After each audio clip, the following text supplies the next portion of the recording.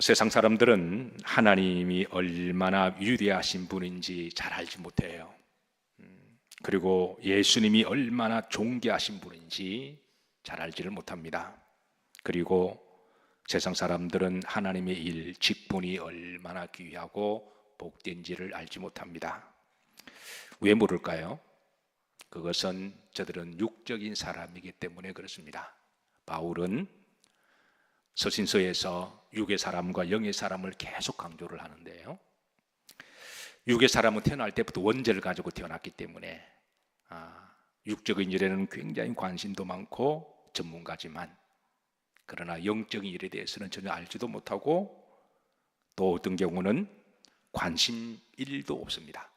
그러다가 어느 순간에 영적인 눈이 열리게 되고 또 영적인 세상을 깨닫게 되면, 자, 이때부터 아멘 하실 준비가 되었나요?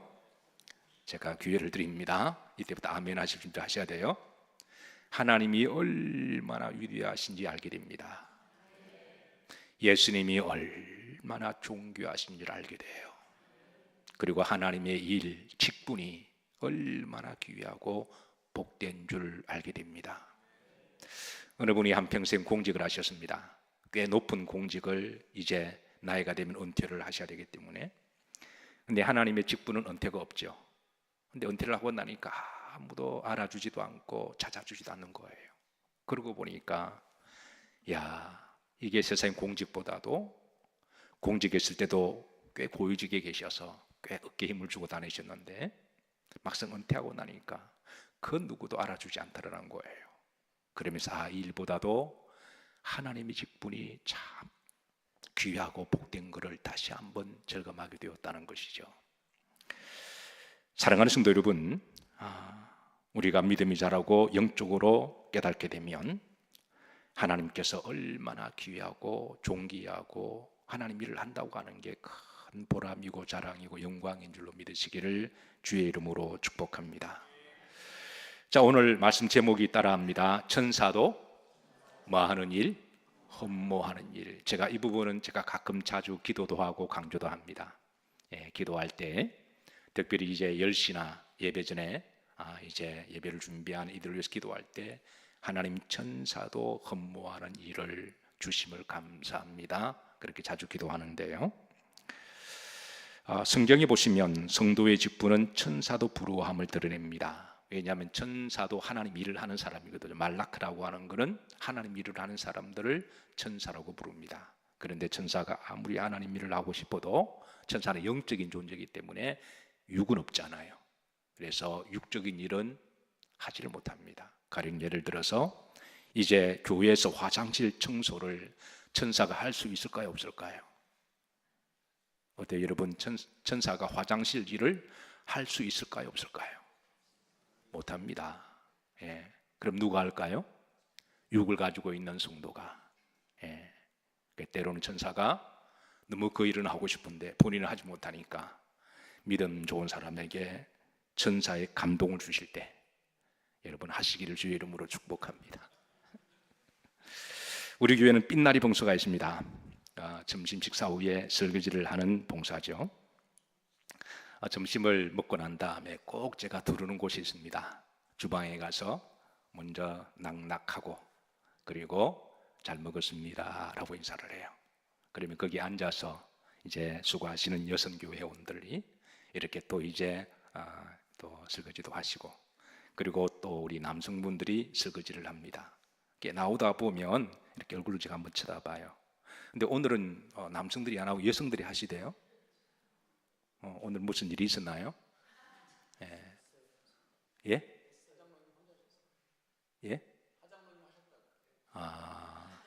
제가 그렇군요. 마지막 자리를 지키셨답니다. 제가 나중에 나올 때 보니까 보통 남자들이 항상 두 분이 하시는데 근데 안 계시고 여성분 두 분이 하셔서 그래서 그 물을 보면 완전 꾸중물이죠. 아마 집에서도 안 하실걸요. 자, 우리 남성분들 집에서 나 꾸중물에 설거지한다. 손 들지 마세요. 우리 김지수 청년은 장가도 안 갔는데 어쨌든 그래도 교회에서 와이프가 시키지 않았음에도 불구하고 기쁨으로 열심히 하는 것을 보면 천사가 얼마나 부러워할까, 하나님이 얼마나 기뻐하실까, 그렇게 생각됩니다. 앞으로도 천사도 부러워하는 일을 기쁨으로 즐겁게 잘하시길 주의 이름으로 부탁합니다. 찬송가 중에 508장이죠. 천사도 흠모하겠네. 이 찬송의 작시자는 엘라이저 캐슬이라고 하는 네브라스카에 있는 아주 유명한 닥터였습니다. 인품도 훌륭하시고요, 믿음도 참 humble-하시고, 그리고 교회에서도 참 겸손하시고, 그래서 그에게는 분명히 신앙적 신념이 있습니다. 첫 번째, 자신에게 의술의 은사를 주신 분은 누구시다? 하나님이시다. 그러니까 이 의사의 직업을 가지고 자랑할 것도 없고 자기를 드러낼 것도 없음에 대한 분명한 humble-한 겸손한 신앙이시던 거예요. 두 번째 신앙입니다. 이 일을 왜 주셨을까? 그거는 자신의 의술을 통해서 사람을 치유하고 살리라고 하는 하나님의 소명임을 믿음으로 고백합니다. 그래서 이 의술을 통해서 사람을 살리고 치료하고 위로하라고 하는, 그래서 그의 직장은 그의 소명의 장입니다.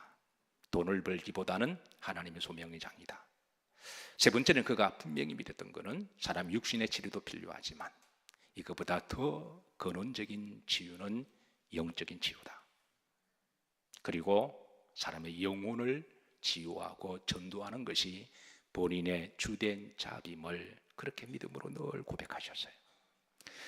이렇게 섬기는 그의 사역에 교만이 있을 수가 없는 거죠. 항상 humble-하시고, 그리고 항상 성실하게 신실하게 일을 기쁘게 잘 감당했습니다. 그래서 그런 찾아오는 환우들에게 이렇게 치유하는 과정 가운데 틈만 되면 눈치를 잘 살폈다가 이제 그 환우를 잘 보셨다가 따뜻한 말로 치유하는 과정 가운데도 틈만 나면 복음을 전하셨어요. 그래서 틈만 나면 복음을 전하다 보니까 한 오래 다니는 환우가 말하기를, 선생님은 의사로서 돈을 벌기보다는 복음 전하는 것이 그게 그렇게 좋습니까? 라고 물어보더래요. 그러자 그 엘라이저 닥터가 말하기를, 우리 인생이 어차피 나그네 인생이 아닌가요? 그리고 우리는 머지않아 하늘나라로 가는 사람들입니다. 그리고 이 일은 천사도 부러워하는 일입니다. 이렇게 이제 또 복음을 전하자 옆에 있던 그 와이프가 보고 너무 감동이 된 거예요. 와이프가 볼 때는 자기 남편은 진짜 리얼 크리스찬이었습니다.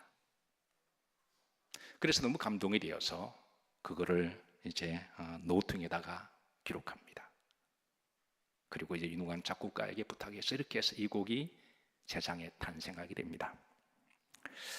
닥터 엘라이저 캐슬은 그의 나이 60이 가까웠을 때 하나님의 콜링을 받습니다. 그리고 적지 않은 시간 동안에 기도합니다. 그리고 마침내 결단을 내립니다. 하나님의 콜링 앞에서 이제 내 인생이 나그네 인생이 마칠 때쯤에 대해서 하나님 나를 콜링하셨으니 이제부터는 파트타임에 하나님의 전도의 사명을 관두고 풀타임으로 나서기로 결심합니다. 그래서 신학을 공부하고 나중에 이제 목사가 되어 콜로라도에 있는 덴버의 한 작은 침례교회에서 이제 하나님 앞에 취임 예배를 드릴 때 그때 불렀던 찬양이 무엇일까요? 눈치 있는 사람은 대답하시길 바랍니다. 바로 오늘 불렀던 바로 이 찬양이 목사님의 취임에 대한 그런 찬양이었습니다. 사랑하는 성도 여러분, 오늘 하나님이 여러분들에게 신천 직분자 헌신 예배를 드리면서 이 일은 천사도 흠모하는 일인 줄로 믿으시기를 주의 이름으로 축복합니다. 그리고 비단 신천 직분자들의 헌신이 아니라 우리 모두가 처음 직분을 받았을 때 그때 우리 모두가 다 첫사랑으로 돌아가서 그때의 순수한 하나님 앞에 그 순백한 믿음을 다시 고백되어지는 예배가 되기를 주의 이름으로 소망합니다. 자, 오늘 본문에 보시면 직분은 여러 가지임을 알려주고 있습니다. 12장 5절에 보면 직분은 여러 가지다. 교회에서 여러 직분들이 있습니다. 그러나 누구는 같으며 주는 같으시다. 6절에 보면 또 사역은 여러 가지나 그랬습니다. 교회에서 섬기는 일은 그 필드 영역은 참으로 다양합니다. 그러나 이 모든 것을 이루시고 역사하시는 분은 누구시다? 하나님이시다. 11절에 보시면 한 성령이 하나님이 뜻대로 행하사 각 사람에게 이걸 나누어 주신 것이다 라고 우리에게 일러주고 있습니다. 디모데전서 3장 8절에 보면 이제 집사님에게 주시는 말씀이에요. 이미 직분자 교육을 통해서 이 말씀을 좀 간략하게 나눴지만 다시 한번 하나님 앞에 헌신을 다짐하는 예배에 우리가 이 말씀을 좀 간략하게 나누면서 우리 모두의 새로운 또 다짐하는 방향이 되기를 소망합니다. 자, 집사님에게 주시는 말씀 8가지입니다. 첫 번째는 뭐하고? 정중하고, 이 말은 예의를 갖추고 그리고 젠틀하게 하라는 말이죠. 우리 그리스도인들은 세상 사람들에 비해서 더 품위 있게, 더 젠틀하게 그렇게 살아가야 할 줄로 믿습니다. 적어도 세상 사람들보다는 더 품위가 있게, 더 정중하게, 예의 바르게 우리가 그렇게 살아가야 할 줄로 믿습니다. 두 번째입니다. 뭐 하지 아니하고 일구위원하지 아니하고. 완벽할 수는 없지만 그래도 내가 말을 했다면 내 말에 책임을 지려고 애를 쓰고 그 말한 대로 살려고 하는 것만 해도 저는 대단한 믿음이고 인격이라고 그렇게 믿습니다. 세 번째입니다. 뭐 하지 아니하고 술에 임박히지 아니하고. 이 말은 술을 마시지 말라고 이렇게 말하면 속으로 목사님 인 안 박히면 되죠. 안 취하면 되죠. 예, 각자 알아서 하세요. 그러면 그렇게 드시고 싶으면 각자 알아서 하세요. 어쨌든 여러분 가급적이면 이런 세상이 이런 것들에 좀 멀리 하시기를. 우리 몸이 하나님 성전이잖아요. 자, 네 번째, 무엇을 탐하지 아니하고 더러운 일을 탐하지 아니하고 그랬습니다. 자, 다섯 번째, 어떤 양심에? 깨끗한 양심의 3장 9절입니다.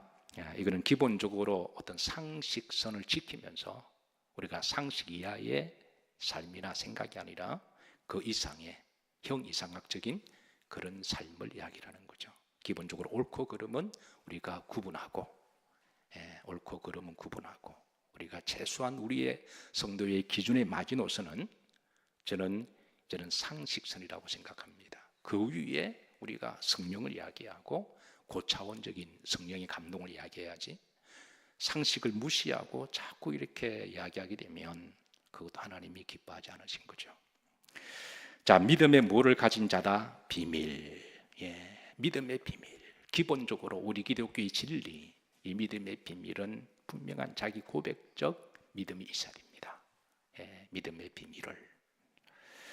자, 7번째. 자, 이 부분이 가장 이게 이제 목회자의 기도 제목인데요. 항상 직분자를 세울 때마다 항상 이게 딜레마입니다. 이게 기도 제목인데, 자, 7번째입니다. 자, 이에 이 사람들을 먼저 뭐 하여 보고? 시험하여 보고, 그 후에 뭐 할 것이 없으면, 책망할 것이 없으면 집사의 직분을 맡게 할 것이다. 먼저 시험해 보고 그리고 통과하면. 자, 이게 항상 기도 제목이죠. 항상 하나님 앞에 이게 딜레마입니다. 기도 제목이고. 자, 여러분들에게 묻습니다. 자, 직분을 세울 때 성경에는 먼저 시험해 보고 통과하면 주라 그랬잖아요. 그죠? 자, 이렇게 직분을 줘야 할까요? 아니면 시험도 안 치르고 그냥 줘야 할까요?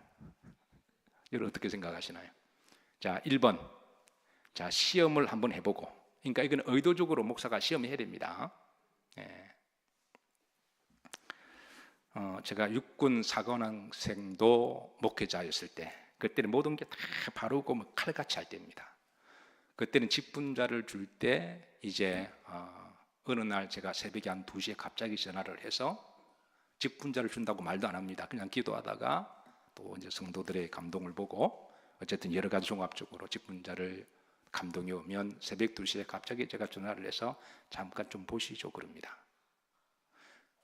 저 나름대로 시험하는 거예요. 그러면 그 전화를 받고 아무 말 없이 아멘 하고 오시는 분이 계세요. 근데 전화를 딱 받으면 일단 기분부터 나빠요.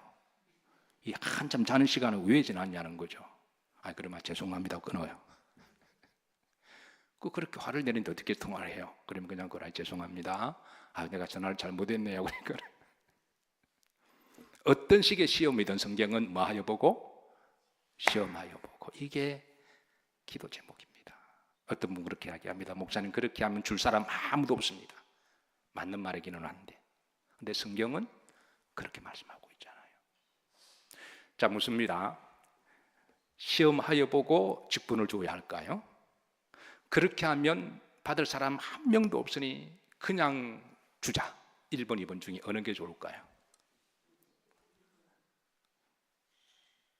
여러분들이 목사라 그러면 어떻게 할까요?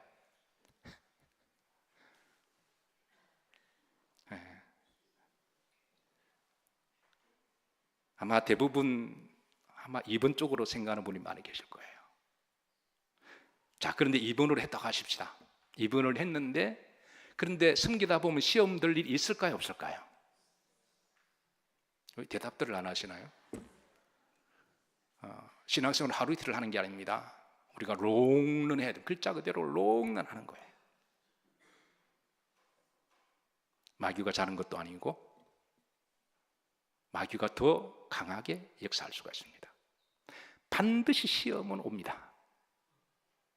그런데 그 시험에 만약에 이기지 못하면 직분을 거두어야 할까요? 이 부분이 항상 기도 제목입니다.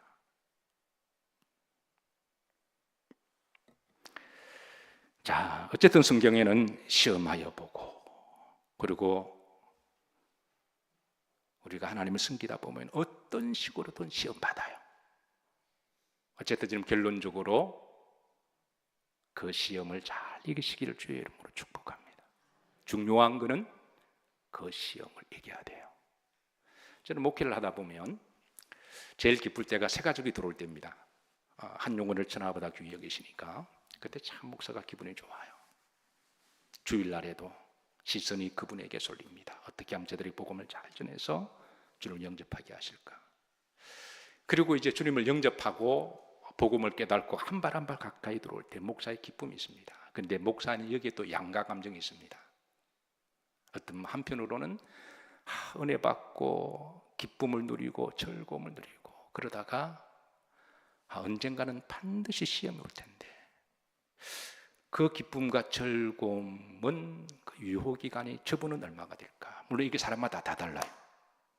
어떤 분은 꽤 오래 가는 분이 계십니다. 근데 어떤 분은 받자마자 그런 분도 계시고요. 그래서 항상 목사의 마음은 이게 어떤 면에 있어서는 조마조마합니다. 은혜 받았다고 팔팔 뛰고 너무 기쁘고 즐겁다고 그러는데, 근데 반드시 시험은 올 텐데 그럴 때 그걸 어떻게 그거를 극복할 것인가? 이건 모든 사람들만의 다 가지고 있는 넘어야 될 과정이거든요. 그래서 그 시험을 이기지 못하고 힘들어할 때는 무척 마음이 아픕니다. 그리고 또 그 시험을 이기는 과정과 이긴 후를 보면 또 감사가 있습니다. 하나님께 영광 올려드리는 거죠. 그래서 우리 직분자들은 여러분 시험이 없다가 아닙니다. 오히려 성경은 시험을 만들어서 한번 시험해 보라고 할 정도까지 우리에게 훈련의 과정으로 두시고 있으니까, 어쨌든 어떤 모양이든 여러분 시험은 잘 이기시기를 주의 이름으로 축복합니다. 오늘 찬송의 마지막은 끝에 아멘으로 피리오드를 딱 찍어버리잖아요. 우리의 신앙도 과정이 조금 그래도 마지막은 아멘으로 잘 마무리가 되기를 주의 이름으로 축복합니다. 그렇게 돼야 되는 거죠. 아무리 잘해도 마지막에 아멘이 안 되고 불신앙으로 대마처럼 세상에 나가면 그거는 구원이 없는 겁니다. 자, 마지막 8번째는 12절입니다. 여기에 집사들은 한 아내의 남편이 되어 자녀와 자기 집을 잘 다스리는 자일지니, 이거는 가정 목회를 잘 해야 됨을, 가정 목회를 잘 해야 되는 사명을 주셨습니다. 저는 목회 중에 제일 어려운 것이 가정 목회가 아닐까 생각합니다. 그러나 결코 우리가 포기할 수 없는 것이 가정 목회입니다. 신앙은 가정을 통해서 전수되기 때문에 그렇습니다. 만약 우리의 신앙이 가정에서 끊어진다면 다음 세대는 희망이 없을 거예요.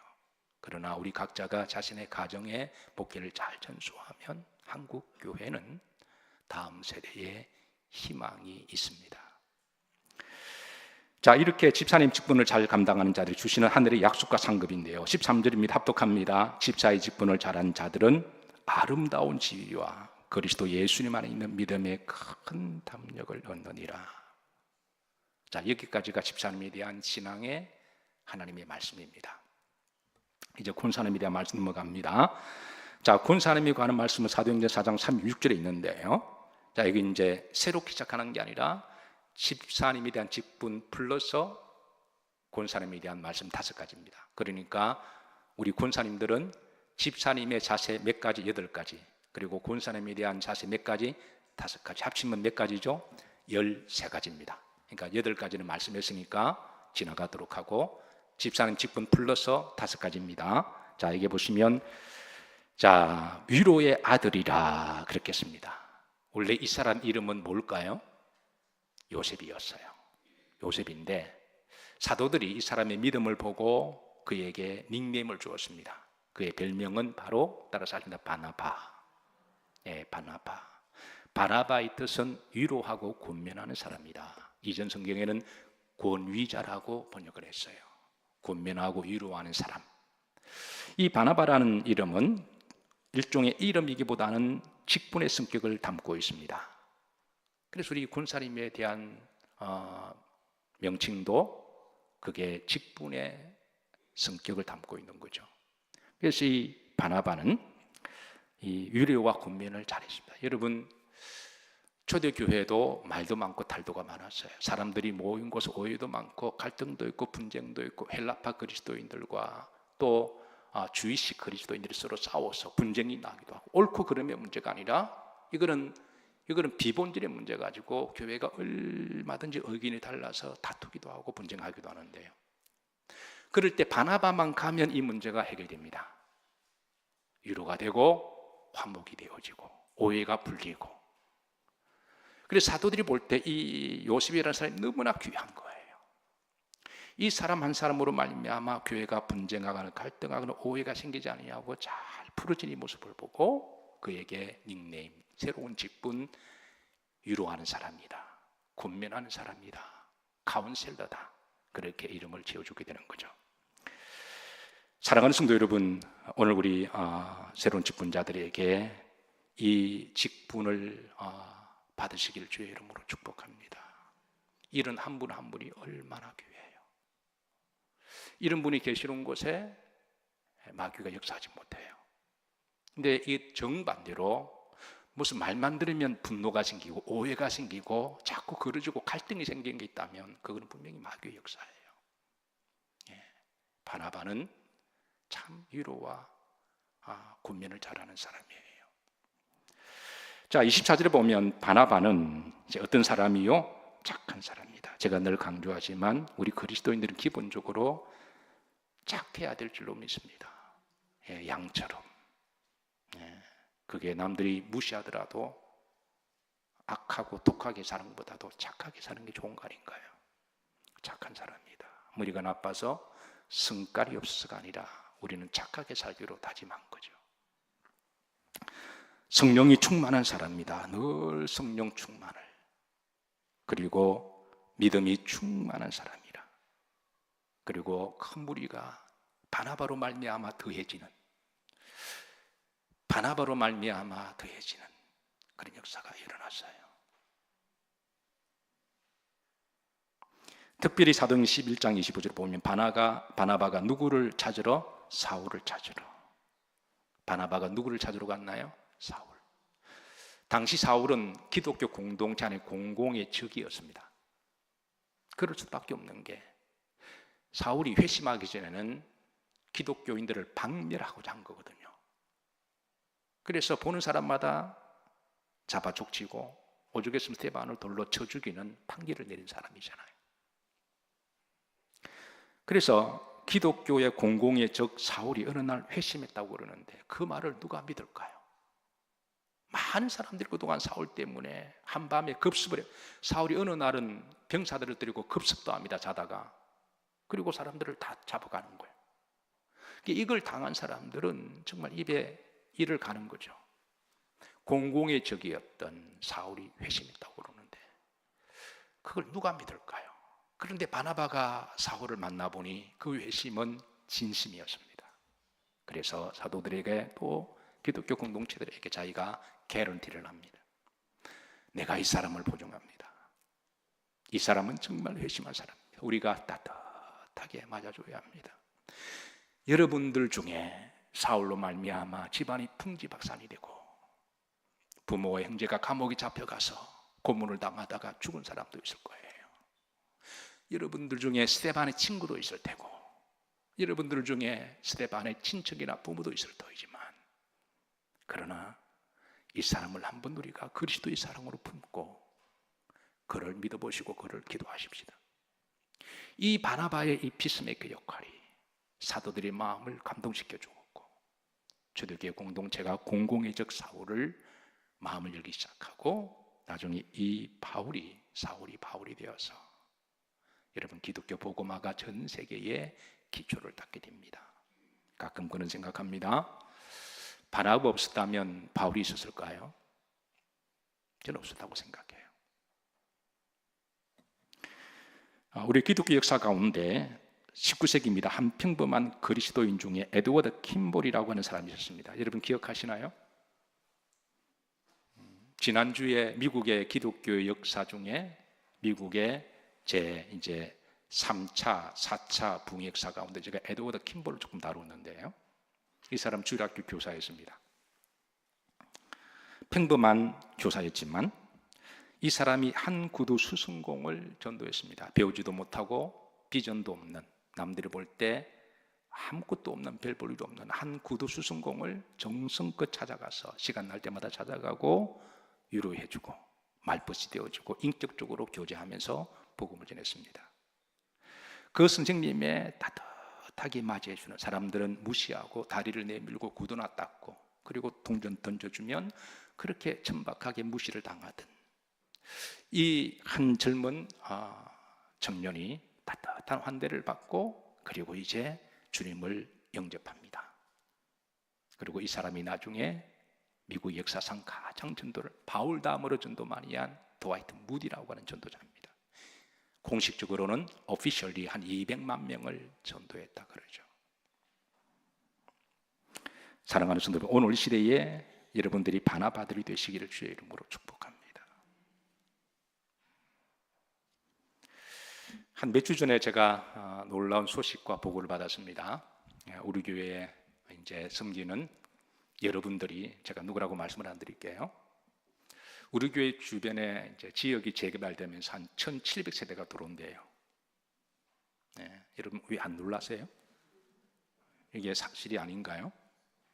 네, 어쨌든 그 교회에 1,700세대가 들어온답니다. 사실 교회가 부흥하려면 주변 아파트가 좀 있긴 있어야 돼요.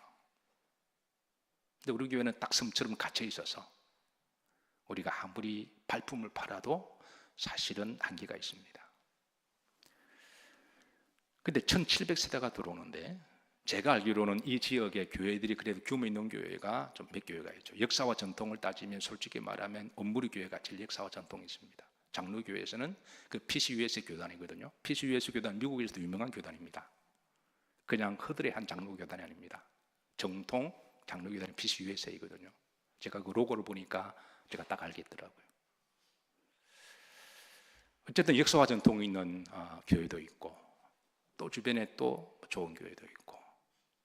근데 제가 알기로는 이 섬처럼 갇혀 있는 이 한 구락부 안에 가장 좋은 교회가 제가 영일교회라고 말할 수는 없잖아요. 제가 처음 왔을 때는 온무리교회가 우리 교회도 훨씬 교인들이 많았습니다. 건물도 크고.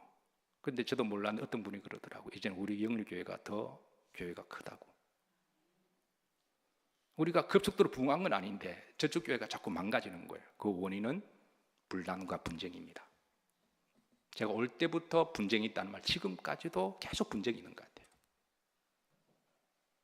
여러분, 교회는 화목하고 싸우지만 않고 그러면 하나님이 축복하십니다.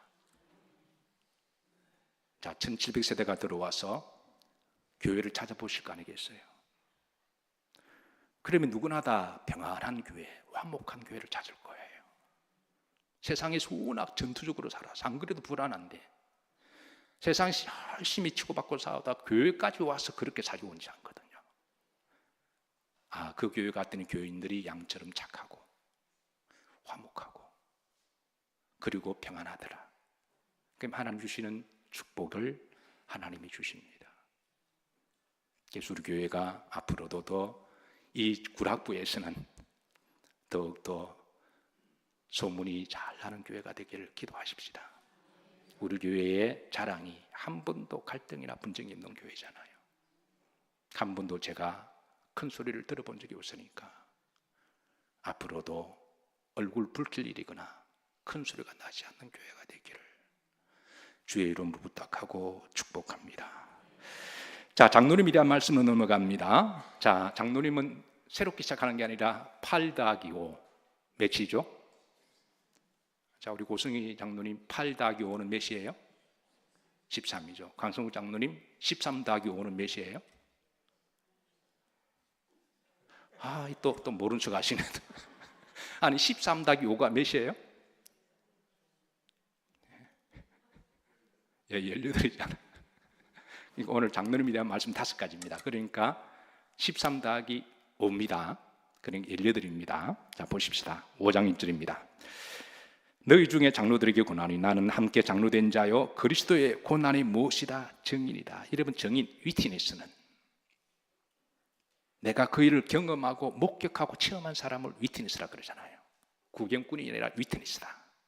그러니까 고난에 직접 동참한 사람, 십자가를 지고 주님을 따르는 사람.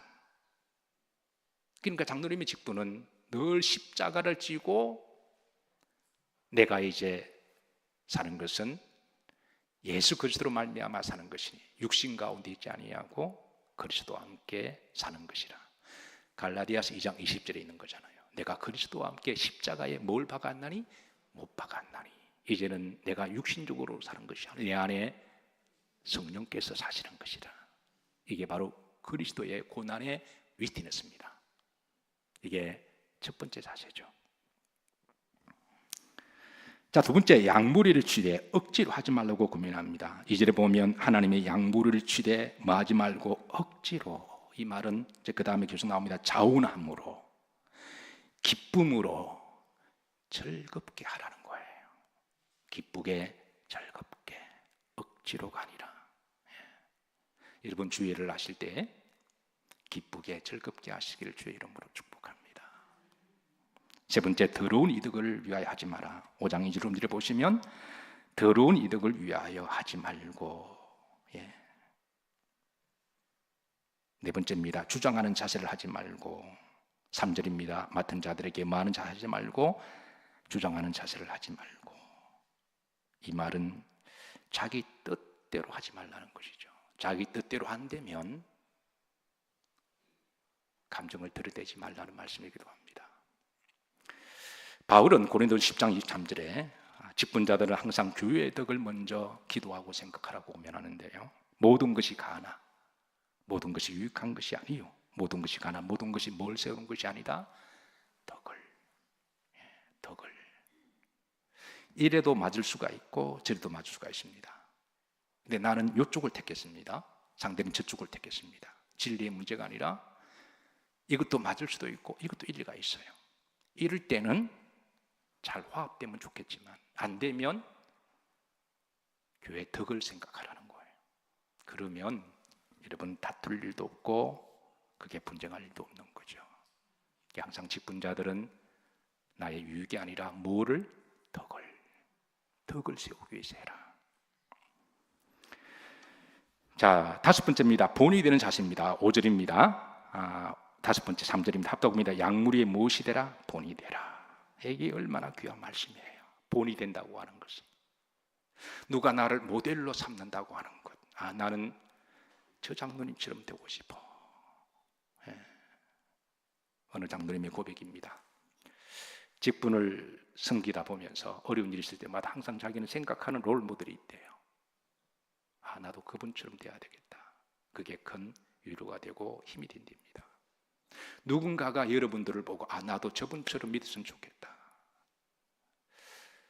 여러분들이 한 분 한 분들이 누군가의 롤 모델이 되기를 주의 이름으로 축복합니다. 자, 이럴 때 하나님 주시는 약속이에요. 4절입니다. 합독합니다. 그러하면 목자장이 나타나실 때 치들지 않은 영광이 몰려들이라 관을 주실 것이다. 여러분 이 약속을 믿고 끝까지 아멘으로 잘 피리오드 하시기를 주의 이름으로 축복합니다. 말씀을 정리합니다. 우리는 잠시 다 나그네 인생을 여정을 살아갑니다. 그리고 이 여정 가운데 어느 순간에 하나님이 진리를 깨닫게 하시고 영혼을 붙들게 하시고 영원한 소망을 눈뜨게 하십니다. 그리고 하나님이 직분도 주시고 그리고 우리의 기회도 주셨을 때 그럴 때 이 직분은 천사도 흠모하는 직분인 줄로 믿으시기를 주의 이름으로 축복합니다. 오늘 찬송의 가사가 1, 2, 3절인데 후리음은 다 똑같습니다. 따라서 하심도 화목케 하라심. 그러니까 모든 직분자의 공통된 우리가 소중한 가치가 있다면 교회가 화목해야 된다고 하는 거예요. 어느 부부가 싸우다가 서로 갈라서기로 합니다. 부부에게 최대 위기가 찾아온 거예요. 그동안 잘 살았습니다. 그런데 어느 순간에 서로 사랑하는데 해서는 안 될 말을 했던 것 같아요. 감정이 선을 넘었습니다. 원래는 그런 마음은 아닌데 감정이 격해져서 말하다 보니까 그게 당신 진심이야? 홧김에 진심이다 그랬고 또 여기서 독설을 품어내고 진심이야? 그동안 그거 안고 살아서 그래 진심이다. 이러다 보니까 서로 그냥 넘지 말아야 될 말을 한 거예요. 서로 최대 위기를 맞이하고 이제 이혼하기로 하고 도장을 찍었습니다. 이제 법원에 갖다 내고 조정기간 지나면 이제 갈라서는데요. 그러면서 서로 자존심만 잔뜩 이렇게 골이 나가지고 그래서 이제 유품을 정리하는데 이제 하나씩 나누는데 마지막 하나를 서로 가지려고 그랬습니다. 그거는 바로 아들의 유품이었습니다. 젊었을 때 사랑하는 아들이 먼저 세상을 떠났거든요. 그 아들이 남긴 그 일기장을 그걸 서로 가지려고 이렇게 다투다가 어떻게 보니까 그게 탁 펴진 거예요. 그게 아들의 글 가운데 엄마 아빠 싸우지 마. 엄마 아빠 헤어지지 마. 그게 하필 그게 딱 그게 펴진 거예요. 그 순간에 부부가 숙연해졌습니다. 사랑했던 아들의 마지막 유언이다 생각하고 잠시의 감정을 내려놓고 서로 기도하고 잠깐 그렇게 조정의 시간을 가졌습니다. 그렇게 해서 그 부부가 다시 위기를 극복한 거예요. 예수님께 십자가에 달려 돌아가십니다. 돌아가실 우리에게 주신 말씀은 화목해라. 내가 그것 때문에 죽지 않았냐. 화목해라. 하나님과 화목하고 두 번째 교회 안에서 화목하고 그리고 가정에서 화목하고 그리고 내 일터에서 믿지 않는 사람들과 자꾸 다투거나 분쟁하지 말고 화목하고 그것 때문에 주님이 십자가에 죽으신 것을 우리가 기억한다면 그리고 화목하는 자들에게 주시는 하나님의 축복이 있습니다. 사랑하는 성도 여러분, 하나님이 헌신 예배를 기뻐하세요. 어떤 부흥회보다도 헌신 예배를 더 기뻐하십니다. 부흥은 그냥 내가 기분 좋게 부흥 뜨는 외부 강사를 모시다가 새로운 맛도 있죠. 마치 별식을 하는 것처럼 물론 훌륭한 분들이지만 내 귀를 즐겁게 하고 분위기를 놓고 물론 그것도 필요합니다. 그러나 부흥회가 끝나면 그 감정은 또 사라지고 없어져요. 그런데 헌신 예배는 그렇지 않잖아요. 하나님 앞에 진지하게 내 인격과 믿음을 가지고 첫사랑을 회복하고 하나님 제가 앞으로 죽을 때까지 이렇게 살아가겠습니다. 그렇게 다짐하는 시간이 헌신 예배니 하나님 이 예배를 귀하게 받으실 줄로 믿고 한평생 헌신의 천사도 흠모하는 일에 승리하시기를 주의 이름으로 축복합니다. 우리